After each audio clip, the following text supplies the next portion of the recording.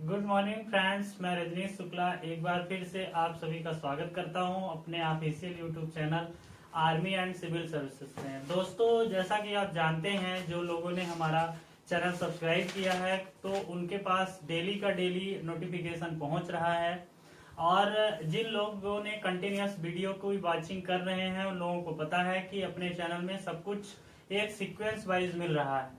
तो ये जो सीरीज चल रही है, ये बायोलॉजी की सीरीज चल रही है, इसमें आपको कंप्लीट सिलेबस मिलने वाला है। इसके सिलसिले में मैंने अपना पहला वीडियो अपलोड कर दिया है।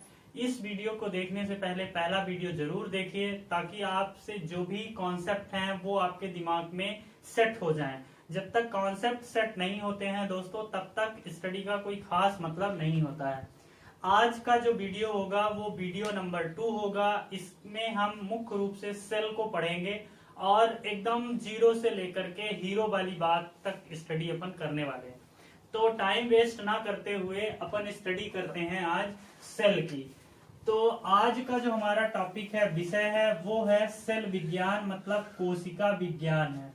इसमें हम कोशिका विज्ञान को भी देखेंगे और कोशिका से जुड़ी हुई हर चीज को देखेंगे। तो कोशिका विज्ञान है आज का टॉपिक। अब समझते हैं कि कोशिका विज्ञान किसे कहते हैं। हमने पहले वीडियो में बता दिया था कि कोशिका का अध्ययन विज्ञान की जिस शाखा में किया जाता है उसे हम क्या कहते हैं, कोशिका विज्ञान कहते हैं। ठीक है ना, ये ध्यान रखिए। अब कोशिका विज्ञान के अंतर्गत ये देखिए कि कोशिका जो बनी होती है, कोशिका में सबसे ज्यादा जो महत्वपूर्ण कोई पार्ट होता है वो होता है कोशिका द्रव्य होता है। दोस्तों, क्या होता है? कोशिका द्रव्य। अब ये समझिए, पहले कोशिका द्रव्य समझिए, फिर हम कोशिका को बताएंगे, तब समझ में आएगा कि अच्छा ये मैटर होता है। तो जो कोशिका के अंतर्गत सबसे महत्वपूर्ण कोई चीज होती है ना, वो होता है कोशिका द्रव्य होता है। ठीक है ना, कोशिका द्रव्य होता है, ये ध्यान रखिए। कोशिका द्रव्य को ही जीवन का भौतिक आधार कहते हैं। इस स्टेटमेंट से आप कोशिका द्रव्य के महत्व को समझ सकते हैं कि जीवन का भौतिक आधार क्या है। तो जीवन का भौतिक आधार यही है, जीवन का भौतिक आधार। ठीक है, क्या होता है? कोशिका द्रव्य होता है। क्योंकि आप देखेंगे ना, भौतिक आधार होता है, ये भौतिक आधार होता है। क्योंकि आप देखेंगे ना कि जो कोशिका होती है उसी से संपूर्ण शरीर बनता है। ठीक है ना, चाहे कितना छोटा जीव हो, चाहे जितना बड़ा हाथी जैसा जीव क्यों ना हो, वो किससे बनता है? कोशिका से बना होता है। जैसे हमारे घर को बनाने के लिए ईंटों की आवश्यकता होती है, उसी तरह से चाहे पेड़ का हो, चाहे जंतुओं का हो, उन सब का शरीर किससे बना होता है? कोशिका से बना होता है। ठीक है ना, तो जीवन का भौतिक आधार किसे कहते हैं? पहला इंपॉर्टेंट क्वेश्चन यहाँ से पूछा जाता है। तो किसको कहा जाता है? कोशिका द्रव्य को कहा जाता है। किसने सर्वप्रथम कहा? तो पुरकिंजे ने कहा। ध्यान रखिएगा, किस वैज्ञानिक ने कहा? तो पुरकिंजे ने इसको जो है तो क्या कहा? जीवन का भौतिक आधार कहा था। ये ध्यान रखिएगा। अब ये देखिए कि जो कोशिका द्रव्य होता है वो होता क्या है, मतलब वो मुख्य रूप से बना किससे होता है। तो जो कोशिका होती है ना, उसका 81% भाग किससे बना होता है? जल से बना होता है। किससे बना होता है? जल से बना होता है। और जो 19% बच रहा है, 91% बच रहा है ना, वो अन्य कार्बनिक पदार्थों से मिलकर बना होता है, जिसमें ऑक्सीजन हो गया, कार्बन हो गया, प्रोटीन हो गया, और भी महत्वपूर्ण चीजें जितने होते हैं, विटामिन हो गया, प्रोटीन्स हो गया, कार्बोहाइड्रेट्स हो गया। तो वो सारी चीजें कितना होता है? ये केवल 19% होता है। तो कभी कभी ये रेशियो पूछ लिया जाता है कि कोशिका का जो कोशिका द्रव्य होता है उसमें जल एवं अन्य पदार्थों का रेशियो क्या होता है। तो रेशियो देख लीजिए, क्या हो जाएगा? 81:19, मतलब 81:19 का जो रेशियो होता है वो कोशिका द्रव्य में होता है। ये आपको ध्यान रखना है। कोशिका द्रव्य क्या करता है कि कोशिका को सूखने से बचाता है। ठीक है ना, क्या करता है? सूखने से बचाता है। ये आप ध्यान रखिए कि मुख्य रूप से ये क्या करता है, तो ये कोशिका को सूखने से बचाने का काम करता है। ठीक है, किसका काम करता है? बचाने का काम करता है। अब आ जाते हैं, ये कोशिका द्रव्य की बात हो गई। ठीक है, कोशिका के अंदर जो द्रव होता है ना, वो दो तरह का होता है। ये भी ध्यान रखिए, कोशिका द्रव जो होता है वो दो तरह का होता है, दो पार्ट में डिवाइड होता है। ठीक है, देखिए कैसे, इसको डायग्राम में थोड़ा रफ डायग्राम बनाता हूँ। ठीक है ना, देखिए इसको समझिए अच्छे से। सपोज करिए कि ये हमारी कोई कोशिका है, ठीक है ना। कोशिका कोई आकार नहीं होता, इसलिए मैंने जैसा मेरा मन किया उस तरह से मैंने डायग्राम ड्रा कर दिया। तो ये पार्ट जो होता है ये कहलाता है केंद्रक कहलाता है, ठीक है। तो केंद्रक के अंदर भी एक लिक्विड होता है, ठीक है। इसे क्या कहा जाता है? न्यूक्लियोप्लाज्म। जो केंद्रक के अंदर होता है उसे क्या कहा जाता है? न्यूक्लियोप्लाज्म। और यहाँ भी हर जगह पाया जाएगा ना, यहाँ भी लिक्विड पाया जाएगा, तो इसे क्या कहेंगे? प्रोटोप्लाज्म कहेंगे। क्या कहेंगे? प्रोटोप्लाज्म। तो यही चीज जो है ना ये दो भागों में बट जाती है, एक यहाँ पाया जा रहा है इस स्पेस में, और एक इस केंद्रक के अंदर पाया जा रहा है, ठीक है ना। तो एक द्रव ये हो गया, एक द्रव ये हो गया। तो जो केंद्रक के अंदर पाया गया तो उसे क्या बोलेंगे? न्यूक्लियोप्लाज्म या केंद्रक द्रव्य बोलेंगे, ठीक है ना। और जो यहाँ पाया जा रहा है सेल के अंदर तो क्या बोलेंगे? साइटोप्लाज्म या प्रोटोप्लाज्म बोलेंगे, ठीक है ना, या कोशिका द्रव्य बोलेंगे। ये ध्यान रखिए। तो ये दो भागों में विभाजित होता है, ठीक है। अब आ जाते हैं कोशिका के बारे में। कोशिका की जो अध्ययन है, स्टडी जो है, सर्वप्रथम किसने किया था? रॉबर्ट हुक ने किया था। किसने किया? रॉबर्ट हुक ने सर्वप्रथम कोशिका का अध्ययन किया था। कोशिका का अध्ययन उन्होंने कैसे किया, इस चीज को समझिए। जो कोशिका का अध्ययन था तो इन्होंने सर्वप्रथम किसमें खोजा था? प्लांट में खोजा था, पौधे में खोजा था, ये ध्यान रखिए। और जो इनका एक्सपेरिमेंट था तो वो किस पर था? पौधे पर तो था, लेकिन जो मधुमक्खियों का छत्ता होता है ना उस पर इनका स्टडी था। उन्होंने सर्वप्रथम प्लांट में जब देखा, उन्होंने उस समय आप देख रहे हैं कि ये स्टडी कब हुई? 1665 में हुई। कब हुई? 1665 में हुई। इस समय हमारे पास माइक्रोस्कोप नहीं था, ठीक है ना। इस समय माइक्रोस्कोप हमारे पास नहीं था। तो इन्होंने क्या किया कि स्वयं एक ऐसे अस्थाई जो है, टेम्परेरी जो है, तो इन्होंने क्या बनाया? एक माइक्रोस्कोप बनाया। और जब माइक्रोस्कोप बनाया ना तो पेड़ की कोशिका का अध्ययन किया तो इनको क्या दिखाई दिए? कोष्ठ दिखाई दिए, कोष्ठ जैसी रचना दिखाई दी, मतलब चेम्बर जैसी रचना दिखाई दी, ठीक है ना। तो उन कोष्ठों को इन्होंने क्या नाम दिया? कोसा नाम दिया। क्या नाम दिया? इन कोष्ठों को उन्होंने क्या कहा? कोसा कहा था उन्होंने, ठीक है ना। और यही आगे चल के कोसा ही आगे चल के किसमें कन्वर्ट हो गई? कोशिका में कन्वर्ट हो गई। इस तरह से कोशिका की क्या हुई? उत्पत्ति हुई। तो कोशिका की उत्पत्ति सर्वप्रथम किसने किया? तो रॉबर्ट हुक ने किया। कब किया? 1665 में किया। कभी कभी इसमें बड़ा क्वेश्चन एक पूछा जाता है कि मानव शरीर में कितनी कोशिकाएं पाई जाती हैं? तो 10 टू द पावर 16 पाई जाती हैं लगभग, ठीक है ना। 10 की घात 16 ये पाई जाती हैं लगभग, मानव में कोशिकाएं पाई जाती हैं, ठीक है ना। अब देख लेते हैं कि कोशिकाओं के कितने प्रकार होते हैं। ये कोशिका हो गई, कोशिका की डिस्कवरी मैंने बता दिया, कोशिका द्रव्य क्या होता है वो बता दिया। फिर मैं डायग्राम से भी समझाऊंगा। अभी मैं इसका इंट्रोडक्शन दे रहा हूं, फिर हर एक चीज को हम डायग्राम से भी समझाएंगे। तो अभी आप केवल इसका ओवरव्यू देखिए, इंपॉर्टेंट क्वेश्चन देखिए, फिर जो इसकी फिजियोलॉजी और एनाटॉमी है ना तो डायग्राम से हम समझाएंगे। अभी केवल इंट्रोडक्शन समझते जाइए, ठीक है। अब आ जाते हैं कोशिका कितने प्रकार की होती है। तो आपने अगर हमारा पहला वीडियो देखा तो मैंने बताया था कि कोशिकाएं कितने प्रकार की होती हैं? 2 प्रकार की होती है, ठीक है। एक होती है प्रोकैरियोटिक और दूसरी क्या होती है? यूकैरियोटिक होती है, ठीक है ना। प्रोकैरियोटिक और यूकैरियोटिक होती है। अब दोनों में अंतर हम कैसे करें? प्रोकैरियोटिक में केंद्रक नहीं पाया जाता या अस्पष्ट होता है। अस्पष्ट का मतलब क्या है? मैंने बता चुका है कि केंद्रक कला नहीं पाई जाएगी, ठीक है ना।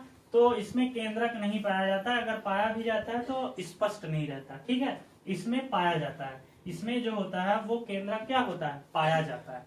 अब इन दोनों में अंतर देख लीजिए, प्रोकैरियोटिक और यूकैरियोटिक में क्या मुख्य अंतर होता है। इस अंतर से आपको 2-3 क्वेश्चन जरूर देखने को मिलते हैं, हर एक एग्जाम में इस अंतर से क्वेश्चन जरूर पूछा जाता है। तो अब इस अंतर को समझ लेते हैं तो आपको क्लियर स्पष्ट हो जाएगा कि अच्छा प्रोकैरियोटिक में ये होता है और यूकैरियोटिक में ये होता है। तो इसके अंतर को अपन समझ लेते हैं। इसका जो मूल अंतर है ना, तो मूल अंतर तो इसमें कई चीजों पर अपन स्टडी करेंगे, देखते हैं। तो एक साइड अपन कॉलम बना लेते हैं, एक साइड अपन प्रोकैरियोटिक लिख लेते हैं और दूसरी तरफ अपन यूकैरियोटिक। जैसे मान लीजिए इधर मान लीजिए मैंने प्रोकैरियोटिक लिखा और इधर मान लीजिए मैंने यूकैरियोटिक लिखा। देखिए प्रोकैरियोटिक और यूकैरियोटिक में मेन अंतर क्या होता है। जो प्रोकैरियोटिक होती है ना, इसकी जो सेल मेम्ब्रेन होती है ना, जो कोशिका झिल्ली होती है, वो किससे बनी होती है? वो कार्बोहाइड्रेट से बनी होती है ज्यादातर। हालांकि हर किसी में अलग की बनी होती है, लेकिन मुख्य रूप से किसकी बनी होती है? कार्बोहाइड्रेट की बनी होती है। ये ध्यान रखिए, कार्बोहाइड्रेट की बनी होती है। इसमें किसकी बनी होती है? इसमें ज्यादातर सेलुलोज की बनी होती है, ठीक है ना, सेल्यूलोज की बनी होती है, ये ध्यान रखिए। अब आप ये कहेंगे कि मनुष्य तो सर यूकैरियोटिक है लेकिन सेलुलोज नहीं बनी होती, वो अलग बात है, उसको अपन बाद में डिस्कस करेंगे, वो अलग बात है, ठीक है ना। ज्यादातर की अपन बात कर रहे हैं, ठीक है। प्रोकैरियोटिक में देखिए केंद्रक नहीं पाया जाता, तो क्वेश्चन पूछा जाता है किसमें केंद्रक नहीं पाया जाता, तो प्रोकैरियोटिक में केंद्रक नहीं पाया जाता। इसमें क्या होगा? इसमें केंद्रक पाया जाएगा, ठीक है। अब आ जाते हैं माइटोकॉन्ड्रिया पर। तो माइटोकॉन्ड्रिया प्रोकैरियोटिक में नहीं पाया जाता, लेकिन यूकैरियोटिक में क्या होता है? पाया जाता है, ये ध्यान रखिए। फिर आ जाते हैं गाल्गी बॉडी में, आ जाते हैं गाल्गी बॉडी जो है ना, गाल्गी बॉडी, देखिए गाल्गी बॉडी को मानव शरीर का प्रहरी कहा जाता है। ये गार्ड है, ये पुलिस है, ठीक है ना इसको, और ये पावर हाउस है। ये कोशिका का क्या होता है? पावर हाउस होता है। इस एक एक को अपन डिस्कस करेंगे, डायग्राम से डिस्कस करेंगे, अभी केवल समझा रहे हैं, बस केवल आप समझते जाइए। इसको पूछा जाता है कि मानव शरीर का प्रहरी किसे कहा जाता है, तो इसे कहा जाता है, ठीक है ना। तो यूकैरियोटिक में ये भी पाई जाती है, लेकिन प्रोकैरियोटिक में ये नहीं पाई जाती है। अब आ जाते हैं राइबोसोम्स पर, आ जाते हैं। राइबोसोम्स जो है प्रोकैरियोटिक में नहीं पाए जाते हैं, अगर पाए भी जाते हैं तो 70S पाए जाते हैं। किसके? 70S पाए जाते हैं, मतलब छोटे पाए जाते हैं, ठीक है। इसमें क्या पाए जाते हैं? 80S राइबोसोम्स पाए जाते हैं, मतलब बड़े आकार के। जैसे एग्जांपल के लिए देखिए, अगर हम हालांकि फिर तो हम प्रत्येक पार्ट को डिस्क्राइब करेंगे, लेकिन थोड़ा सा मैं समझा देता हूँ। ये इस तरह से रहती है, राइबोसोम्स की स्ट्रक्चर इस तरह से होती है, ठीक है ना। तो देखिए ये जो छोटे छोटे होते हैं ना, इनको 70S बोलते हैं, और जो ये नीचे होते हैं ना, इनको 80S बोलते हैं। मतलब ये देख रहे हैं ना, साइज में बड़े हैं, है ना। तो यही किसमें पाए जाते हैं? यूकैरियोटिक में। और जो ये छोटे छोटे होते हैं ना, ये कहाँ पाए जाते हैं? प्रोकैरियोटिक में पाए जाते हैं, ठीक है ना। अच्छा, राइबोसोम्स को प्रोटीन फैक्ट्री कहते हैं, ये ध्यान रखिएगा। प्रोटीन फैक्ट्री किसको कहा जाता है? राइबोसोम्स को कहा जाता है। मतलब प्रोटीन का संश्लेषण कहाँ होता है? राइबोसोम्स में होता है, ठीक है ना। प्रोटीन बढ़ने के लिए बहुत जरूरी होता है, ये ध्यान रखिएगा। जिन लोगों में प्रोटीन की कमी हो जाती है ना, वो लोग हाइट में कम होते हैं, ये नॉर्मल सी बात है, ठीक है। तो ये हो गई प्रोटीन फैक्ट्री, ये हो गई इसको प्रहरी बोलते हैं, इसको जो है तो क्या बोलते हैं? इसको बोला जाता है पावर हाउस। लेकिन केंद्रक को क्या बोला जाता है? केंद्रक को बोला जाता है नियंत्रक, क्योंकि कोशिका की जितनी भी क्रियाएं होती है ना, कौन नियंत्रित करता है? केंद्रक करता है, ठीक है ना। कंट्रोलिंग कहाँ से होती है? केंद्रक से होती है, ये ध्यान रखिए।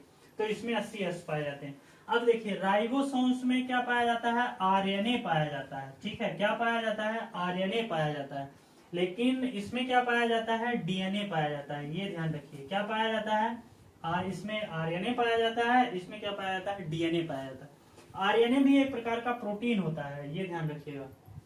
तो ये इतना कॉमन अंतर हो गया, इतना अंतर आपसे आना ही चाहिए, ये आपके लिए बहुत इंपॉर्टेंट है। तो इसमें पूछा जाता है कि किस कोशिका में क्या पाया जाता है, तो ये अंतर आपसे आना ही चाहिए, अनिवार्य है, ठीक है ना। अब अपन इसकी स्क्रीनशॉट आप ले सकते हैं, या कि आप आराम से सुने होंगे तो आपको याद ही आ गया होगा, या कि आप नोट्स बनाए होंगे तो और अच्छी बात है। अब अपन इसके आगे बढ़ते हैं, कोशिका के और बाकी चीजों में अपन आगे बढ़ते हैं, एक एक पार्ट को अब अपन क्या करते हैं? एक्सप्लेन करते हैं। तो देखते हैं जो कोशिका के मेन पार्ट होते हैं वो कौन कौन से होते हैं, पहले उनको देखना है, फिर उनके बारे में जो क्वेश्चन पूछे जाते हैं वो देखना है, ठीक है ना। तो कोशिका का जो मेन पार्ट होता है वो सबसे पहले होता है केंद्रक, या कि पहले देख लीजिए सेल मेम्ब्रेन देख लीजिए, या कोशिका झिल्ली देख लीजिए। इससे पहले आप एक सेल का डायग्राम बना लीजिए, ठीक है ना। कैसा भी सेल की आकृति और आकार जो है ना, वो निर्भर नहीं करती, ठीक है ना। ये जो मैं इस तरह से बना रहा हूँ, इनको कहा जाता है माइक्रोबिलाई, ठीक है ना, ये ध्यान रखिएगा। ये क्या कहलाते हैं? माइक्रोबिलाई कहलाते हैं।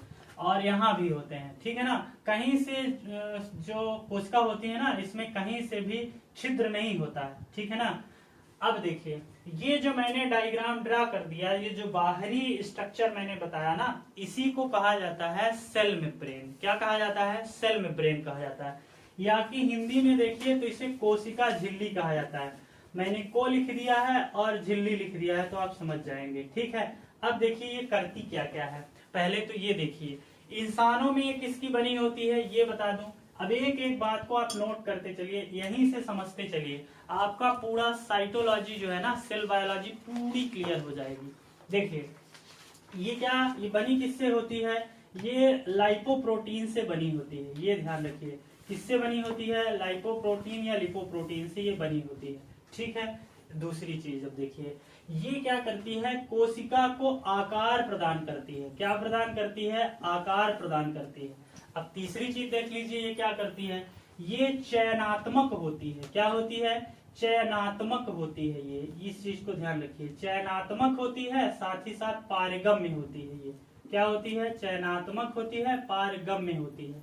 ये ध्यान रखिएगा, ठीक है। इतनी चीज आपको ध्यान रखना है कि ये कोशिका का बाहरी स्ट्रक्चर होता है, आकार प्रदान करती है, लाइपोप्रोटीन की बनी होती है, चयनात्मक पारगम होती है। चयनात्मक पारगम का मतलब क्या होता है? देखिए, जैसे मान लीजिए कि ये कोई कण है, ये सेल के अंदर जाना चाहता है, मतलब सेल के लिए जरूरी है, तो सेल इसको चयन करती है, क्या ये हमारे अंदर चला जाए कि ना जाए। मतलब अगर आवश्यक है तो सेल इसको ले लेगी, अगर आवश्यक नहीं है तो सेल इसको निकाल देगी। तो चयन करती है, ठीक है ना, चयन करती। अब ये आप सोच रहे होंगे कि सर इसमें कहीं ओपनिंग पॉइंट तो नहीं है, माउथ तो नहीं है, कहीं से छिद्र तो नहीं है, तो ये कैसे चला जाएगा? ये चला जाएगा, कैसे जाएगा? इसमें देखिए, इसमें कोशिका के अंदर दो क्रियाएं होती हैं, एक होती है परासरण की क्रिया और एक होती है विसरण की क्रिया। तो इसी के माध्यम से ये कण जाएगा, ठीक है ना। जैसे आप किशमिश होता है ना, किशमिश में क्या कहीं छिद्र होता है? नहीं होता। लेकिन अगर आप पानी में डुबो देंगे किशमिश को, सुबह देखेंगे तो किशमिश जो है वो फूल आएगी, मतलब उसके अंदर पानी चला जाएगा। तो कैसे जाता है पानी? इसी विधि से जाता है, ठीक है ना। ये इतनी बात आपको इसके बारे में ध्यान रखना है। तो कोशिका झिल्ली, अब यहाँ इसको डिस्क्राइब कर लेते हैं अपन। सबसे पहले हमने देखा कोशिका झिल्ली को देखा, ठीक है ना, कोशिका झिल्ली को देखा। अब ये कोशिका झिल्ली किसकी बनी होती है? नंबर 1 तो लाइपोप्रोटीन की बनी होती है। नंबर 2 ये क्या करती है? इसको जो होती है कोशिका को क्या प्रदान करती है? आकार प्रदान करती है, ठीक है ना। प्लांट में सेल बाल होती है, प्लांट में इसके ऊपर एक और परत पाई जाती है, उसको क्या बोलते हैं? सेल बाल पाई जाती है, ठीक है ना। तो सेल वाल किसकी बनी होती है? तो सेलुलोज की बनी होती है, ये ध्यान रखिएगा। सेल वाल किससे बनी होगी? सेलुलोज से बनी होगी। तो ये आकार प्रदान करती है, वो आकार भी प्रदान करती है और सहारा भी देती है, ये ध्यान रखिए। तीसरी चीज देखिए, कोशिका झिल्ली जो होती है वो क्या होती है? चयनात्मक पारगम होती है। क्या होती है? चयनात्मक पारगम होती है। इतनी चीज आपको नोट करके रखना है, क्वेश्चन इससे आपके छूट के रह जाएंगे, ये मेरी गारंटी है। अब देखिए, इसमें जो होता है तो हर जगह इसमें क्या पाया जाता है? लिक्विड पाया जाता है, एक तरल भरा रहता है, ठीक है ना। इस तरल को ही क्या कहते हैं? इस तरल को ही कोशिका द्रव कहते हैं। क्या कहते हैं? कोशिका द्रव कहते हैं, कोशिका द्रव कहते हैं, ठीक है। अब कोशिका द्रव के बारे में मैंने बता दिया ना कि ये जीवन का भौतिक आधार है। क्या करता है? कोशिका को सूखने से बचाता है, ठीक है ना। किसने कहा भौतिक आधार? तो पुरकिंजे ने कहा, ये आपको ध्यान रखना है। अब इसके अलावा जो कोशिका होती है उसका एक नियंत्रण भी तो होगा। ये स्वतंत्र प्रजनन करती है, कोशिका क्या करती है? स्वतंत्र प्रजनन भी करती है, स्वतंत्र होती है, स्वतंत्र रूप से प्रजनन भी करती है। जीवन की सबसे छोटी इकाई क्या होती है? कोशिका होती है। जीवन की सबसे छोटी इकाई क्या होती है? कोशिका होती है, याद रखिएगा। यहाँ पे मैं इसको मेंशन कर देता हूँ, जीवन की सबसे छोटी इकाई क्या होती है? सबसे छोटी इकाई क्या होती है? तो कोशिका होती है। सबसे छोटी इकाई कोशिका होती है, यही होती है, मतलब कोशिका होती है, ठीक है। दूसरी चीज ध्यान रखिए, ये पूछा जाता है कि संसार की सबसे छोटी कोशिका किसकी होती है? संसार की सबसे छोटी कोशिका किसकी होती है या कौन सी होती है? तो आप कमेंट भी कर सकते हैं, मैं बता देता हूं, माइकोप्लाज्मा की होती है। किसकी? माइकोप्लाज्मा की होती है, माइकोप्लाज्मा की होती है, ये ध्यान रखिएगा, ठीक है ना। ये हो गई। अब देखिए इसमें पूछा जाता है कि मानव शरीर की सबसे बड़ी कोशिका कौन सी होती है।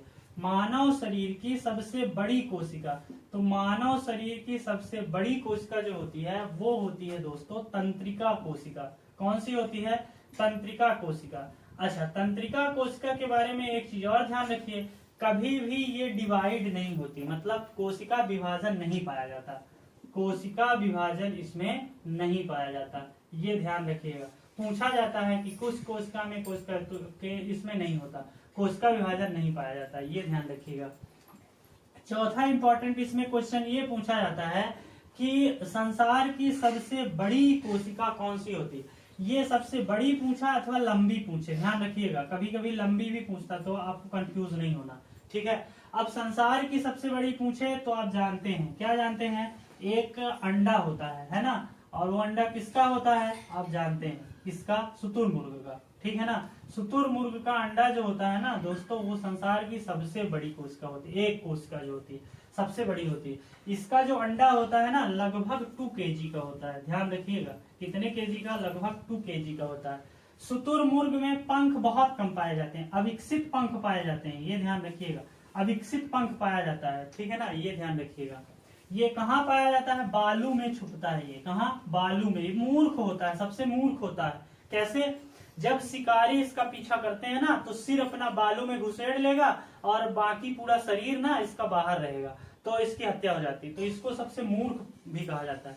ये दौड़ता बहुत तेज है दोस्तों, 60 किलोमीटर पर आवर के हिसाब से ये दौड़ता है, और इसकी जो किक होती है ना, पैर मारता है, इसकी सबसे बड़ी विशेषता पैर मारता है। अगर ये पैर मार देना तो लायन भी जख्मी हो जाएगा, मतलब बेहोश हो जाएगा, ये ध्यान रखिएगा, इतना इसका हिट होता है। जो पैर का हिटिंग पावर होती है ना वो बहुत होती है। इसके अंडे को शेर ना मुंह से नहीं तोड़ सकता, ठीक है ना, शेर इसके अंडे को ना मुंह से नहीं तोड़ पाता है, लेकिन हाइना तोड़ लेता है, ये ध्यान रखिएगा। जो लकड़बग्घा होता है हाइना तोड़ लेता है। तो ये इतनी चीज आपको कोशिका के बारे में ये ध्यान रखना है, ठीक है ना। अब अपन आगे बढ़ते हैं। ये जो कोशिका का मेन नियंत्रक पॉइंट होता है, जो कंट्रोल करता है, तो कौन करता है? केंद्रक करता है, ठीक है ना। अच्छा, केंद्रक की खोज किसने किया? ये एक इंपॉर्टेंट क्वेश्चन होता है। तो केंद्रक की खोज ना रॉबर्ट ब्राउन ने किया था। किसने? रॉबर्ट ब्राउन ने जो है केंद्रक की खोज किया, ठीक है। केंद्रक करता क्या है? कोशिका की संपूर्ण क्रियाओं का नियंत्रण करता है। ये क्या करता है? नियंत्रण करता है, ठीक है ना। तो ये ध्यान रखिए, केंद्रक क्या करता है? नियंत्रण करता है ये, ठीक है। ये जो मेम्ब्रेन होती है ना, इसको कहा जाता है केंद्रक कला। क्या कहा जाता है? केंद्रक कला कहा जाता है इसको, ठीक है। केंद्रक कला, इंग्लिश में इसी को कहा जाता है न्यूक्लियर मेम्ब्रेन, ठीक है ना, ये ध्यान रखिएगा। अब केंद्रक के अंदर भी एक केंद्रक पाया जाता है जिसे कहा जाता है केंद्रिका। क्या कहा जाता है? केंद्रिका कहा जाता है। और केंद्रिका की खोज किसने किया? तो फोंटाना ने किया। किसने किया? फोंटाना ने, याद रखिएगा, बहुत इंपॉर्टेंट है। फोंटाना ने जो है ना केंद्रिका की खोज किया, ठीक है। केंद्रक के अंतर्गत क्या कौन से पदार्थ पाए जाते हैं? ये भी इंपॉर्टेंट क्वेश्चन है। तो इस तरह से थ्रेड लाइक स्ट्रक्चर, धागे के समान स्ट्रक्चर उलझी हुई पाई जाती है, जिसे क्या कहा जाता है? मैट्रिक्स कहा जाता है, ये याद रखिएगा, मैट्रिक्स इसको कहा जाता है, ठीक है ना। यह भी पूछा जाता है कि डीएनए कहाँ पाया जाता है? तो केंद्रक में पाया जाता है। डीएनए कहाँ पाया जाता है? केंद्रक में पाया जाता है। इतनी चीज आपको केंद्रक के बारे में याद रखना है, ठीक है ना। तो समझ में आ गया होगा। केंद्रक की खोज किसने किया? रॉबर्ट ब्राउन ने किया, ठीक है ना। और ये जो झिल्ली है ना, ये इसको क्या कहते हैं? केंद्रक कला कहते हैं, ठीक है। केंद्रक के अंदर भी एक केंद्रक होता है जिसे क्या कहते हैं? केंद्रिका कहते हैं। केंद्रिका की खोज किसने किया? फोंटाना ने किया। केंद्रक किन पदार्थों से मिलकर बना होता है? तो मैट्रिक्स से मिलकर बना होता है। फिर पूछ लिया जाता है कि डीएनए कहाँ पाया जाता है? तो केंद्रक में पाया जाता है, ठीक है ना। इतनी बातें आपको ध्यान रखना है। इसमें गुणसूत्र भी पाए जाते हैं। क्रोमोसोम्स कहाँ पाए जाते हैं? तो केंद्रक में पाए जाते हैं। केंद्रक के मैट्रिक्स में क्या पाए जाते हैं? गुणसूत्र पाए जाते हैं, ठीक है ना। स्ट्रासबर्गस ने खोज किया था, उसके अपन बाद में चर्चा करेंगे, ठीक है ना। तो ये ध्यान रखिए, आरएनए जो होते हैं ना यहाँ पाए जाते हैं, मतलब केंद्रक से बाहर। मैंने बताया ना आरएनए कहाँ पाए जाते हैं? केंद्रक से बाहर पाए जाते हैं, ये आरएनए होते हैं, ठीक है ना, ये ध्यान रखिए, ठीक है। आरएनए ही जो वायरस वगैरह होता है ना, उनका जो गुण सूत्र होता है किससे बना होता है? आरएनए से बना होता है। किससे बना होता है? आरएनए से बना होता है, ठीक है। तो ये ध्यान रखिएगा, यहाँ पे पाया जाता है।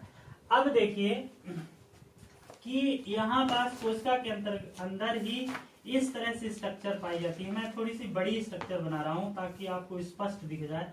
इस तरह की स्ट्रक्चर पाई जाती है, इसको कहते हैं, इसके अंदर एक और लेयर पाई जाती है इस तरह से। ये हजारों की संख्या में रहते हैं, ठीक है, मैंने केवल एक बनाया। इसको कहा जाता है माइटोकॉन्ड्रिया। क्या कहा जाता है? माइटोकॉन्ड्रिया, इसी को कहा जाता है, ध्यान रखिएगा, ठीक है ना। अब माइटोकॉन्ड्रिया के बारे में कुछ विशेष बातें ध्यान दे देते हैं, ठीक है ना। माइटोकॉन्ड्रिया के बारे में कुछ विशेष जानकारी हम आपको यहाँ पे दे रहे हैं जो एग्जाम में आपसे पूछा जाएगा, ठीक है ना। तो ये देखिए माइटोकॉन्ड्रिया के बारे में, इन चीजों को आपने नोट कर लिया होगा। ये बहुत इंपॉर्टेंट चीजें हैं। अगर आप प्रॉपर नोट्स बना रहे हैं तो मेरी गारंटी है कि आपसे क्वेश्चन छूट के नहीं जाएंगे। और इसके अलावा हम लोग प्रैक्टिस सेट भी शुरू कर रहे हैं, तो आपको टॉपिक वाइज प्रैक्टिस सेट भी मिलेगा। मतलब यहीं पे सारे क्वेश्चंस करवा दिए जाएंगे कि किस तरह से क्वेश्चन पूछे जाते हैं। तो देखिए माइटोकॉन्ड्रिया, माइटोकॉन्ड्रिया, माइटोकॉन्ड्रिया, माइटोकॉन्ड्रिया की पहली इंपॉर्टेंट चीज तो ये होती है कि इसे कोशिका का पावर हाउस कहते हैं। क्या कहते हैं?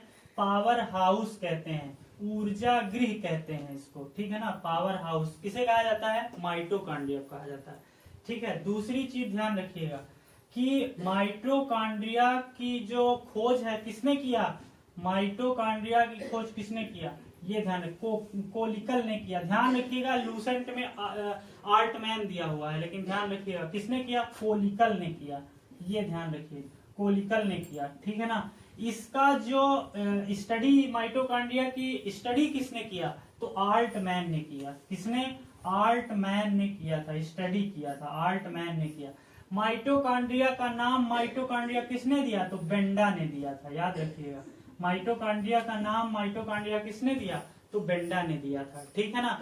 तीसरी या चौथी चीज ध्यान रखिए, ऑक्सीकरण की प्रक्रिया कहाँ संपन्न होती है? तो ऑक्सीकरण की प्रक्रिया, ऑक्सीकरण है क्या? भोजन का ऑक्सीकरण है क्या? इसको आप कमेंट करके चाहें तो बता सकते हैं। मैं अपने से बता देता हूं कि भोजन का ऑक्सीकरण का मतलब क्या है। जब ऑक्सीजन की ऑक्सीकरण की प्रक्रिया ऑक्सीजन की उपस्थिति में होगी। दूसरी चीज, जब ऑक्सीजन की उपस्थिति में भोजन का डाइजेशन होगा ना, जिसे हम क्या कहेंगे? ऑक्सीकरण कहेंगे। जब ऑक्सीजन की उपस्थिति में ऑक्सीकरण होता है तो पूर्ण ऑक्सीकरण होता है। जब भोजन का पूर्ण ऑक्सीकरण होता है ना, तभी आपको एनर्जी मिलती है। कितनी मिलती है? 38 एटीपी मिलती है। कितनी? 38 एटीपी मिलती है, ध्यान रखिएगा। एडिनोसिन ट्राइफॉस्फेट एटीपी का पूरा नाम होता है, ठीक है ना, एडिनोसिन ट्राइफॉस्फेट। लेकिन अगर ऑक्सीजन की अनुपस्थित पर हो रहा है ना, तो केवल 2 एटीपी मिलते हैं, ये भी ध्यान रखिएगा, ठीक है ना। केवल कितने एटीपी मिलते हैं? 2 एटीपी मिलते हैं, ठीक है ना। तो इसमें इससे रिलेटेड ये क्वेश्चन पूछा जाता है कि ऑक्सीकरण की प्रक्रिया कहाँ होती है, कहाँ संपन्न होती है? तो माइटोकॉन्ड्रिया में संपन्न होती है, ठीक है ना। एटीपी कहाँ निकलता है? तो एटीपी यहीं से निकलता है। माइटोकॉन्ड्रिया से क्या निकलता है? एटीपी निकलता है। ये आपको ध्यान रखना है। अब ये ध्यान रखिए कि मनुष्य की जो रेड ब्लड सेल्स होती है ना, आरबीसीएस, रेड ब्लड कॉर्पसेल्स जो होती है, इसमें माइटोकॉन्ड्रिया नहीं पाया जाता। ध्यान रखिएगा, बहुत इंपॉर्टेंट है। माइटोकॉन्ड्रिया नहीं पाया जाता और राइबोसोम्स नहीं पाया जाता। किसमें? केवल स्तनी में, ठीक है ना। स्तनी वर्ग के जो जानवर होते हैं ना, हम सब स्तनी है, ध्यान रखिए। तो इनकी आरबीसीएस में, रेड ब्लड कॉर्पसेल्स में माइटोकॉन्ड्रिया और राइबोसोम्स नहीं पाया जाता है। लेकिन लांबा और ऊंट में पाया जाता है, ध्यान रखिएगा। लांबा और ऊंट में पाया जाता है, ये ध्यान रखिएगा। ओके, तो ये माइटोकॉन्ड्रिया के बारे में आपको जानकारी इतनी होनी चाहिए, ठीक है।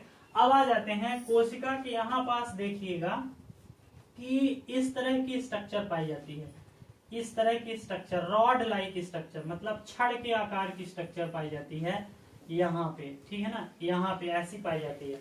और आप देखेंगे कि यहाँ पास ऐसे डॉट डॉट रहता है, ठीक है ना। तो इस पूरी स्ट्रक्चर को क्या बोलते हैं? ईआर बोलते हैं। क्या बोलते हैं? ईआर बोलते हैं।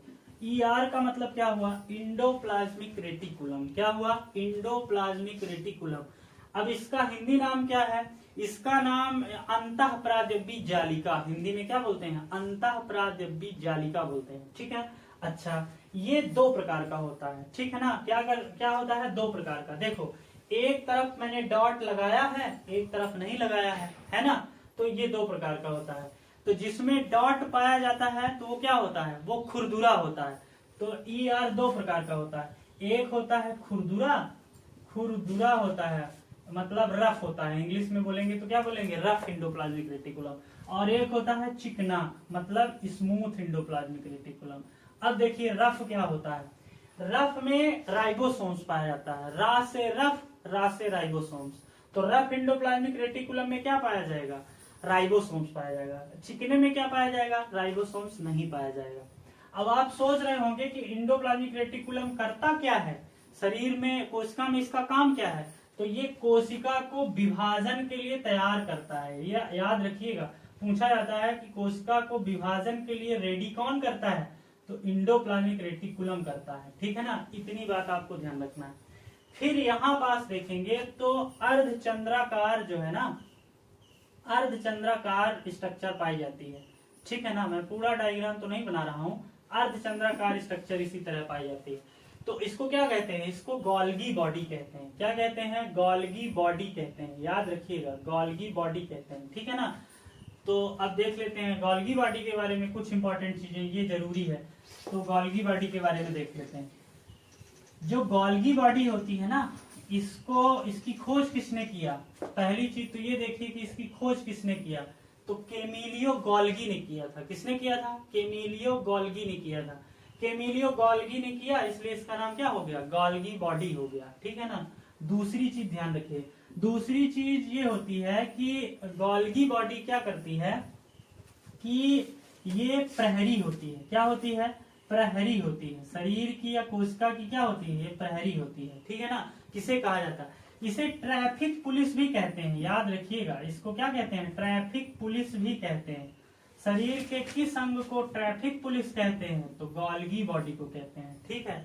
ये कार्य क्या करती है, ये फैट स्टोर करती है। ठीक है ना, वसा को जमा करती है, मतलब वसा से ये मिलकर बनी हुई होती है, वसा से मिलकर बनी होती है, वसा से मिलकर ये क्या होती है, बनी होती है।